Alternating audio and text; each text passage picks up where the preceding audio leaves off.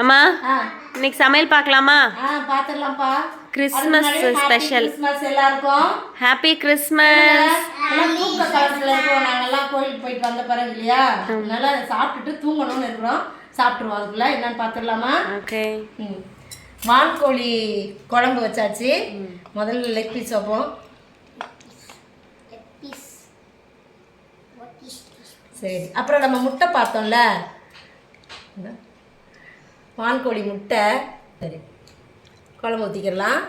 வந்து 65 பண்ணியாச்சு வான்கோழி கறியை. செம்ம டேஸ்ட்டாக இருந்துச்சு. நாங்கள் சமைக்கும் போது கொஞ்சம் டேஸ்ட்டு பார்த்தோம். சமைக்கும் போதே பாதி காலி ஆயிடுச்சு. வறுத்ததெல்லாம் நல்லா இருக்குப்பா.